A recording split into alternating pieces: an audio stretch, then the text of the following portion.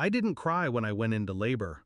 I didn't cry when my husband held our daughter for the first time. But the day of my baby shower, when I stood in a room decorated with pink ribbons and untouched cake, staring at two empty seats with Mom and Dad written on them, I broke. They'd called that morning, said they were too tired after a long week, said they'd celebrate with me another time. I smiled through the phone, told them I understood, but I didn't. I didn't understand at all. Hours later, scrolling aimlessly on my phone to distract myself from the ache, I saw it. A Facebook post. My brother grinning by the grill, my parents beside him holding drinks. A barbecue. On my baby shower day? The caption read, "Best family ever." I didn't smash my phone. I didn't call to scream. I just stared at the picture until my tears dried, and something inside me shifted. It hadn't always been like this. When I was a kid, my parents made me feel like I was enough. At least that's how I remember it. But somewhere between my brother getting his driver's license and me graduating college, the balance shifted. He became the center, the golden boy, the one they dropped everything for. I told myself it didn't matter, that I was independent, that I didn't need their approval. But standing alone at my baby shower, the lie cracked. That night, I lay in bed, staring at the ceiling. I thought about all the birthdays they'd missed, the graduation they forgot to attend, how they skipped my engagement party because my brother needed help moving. I could have confronted them, could have begged for an explanation, but I already knew what they'd say. It would be my fault somehow. I was too sensitive. I misunderstood.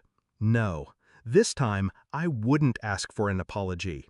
I'd make sure they felt what I felt, in a way they'd never forget.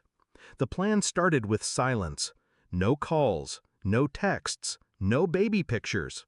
When my mom called 3 days after the shower, her voice bright and guiltless, asking, "So, when can we come see the baby?" I said I was tired, said maybe another time. 2 weeks later, my dad left a voicemail. I didn't return it. They didn't know it, but I'd already taken the next step. I made a list. Every family event they cared about. Thanksgiving, Christmas, my brother's annual summer party. And I began replacing them. Not with strangers, with people who'd been there for me when they weren't. My husband's parents, friends who'd shown up at my baby shower with gifts and laughter. Even my next-door neighbor who had knitted my daughter a blanket. I built a family that wasn't bound by blood, and I made sure my parents saw it. Every holiday I posted photos. My daughter on my father-in-law's lap, smiling. My mother-in-law helping her blow out birthday candles. Captions like, "Grateful for the family who always shows up." The likes rolled in. So did the silence from my parents. By spring, I knew they'd noticed. My mom finally sent a text. "We feel like you're cutting us out." I stared at the message for a long time. Then I replied, "You noticed." Nothing else. The final blow came in July, my brother's birthday barbecue. They invited me, as if nothing had changed. I said yes. Then I waited. On the day, I arrived late. Not empty-handed, but with a framed photo of my daughter on my mother-in-law's lap, taken at her first birthday. In the picture, my little girl's hands were covered in cake. The joy on her face was unmistakable.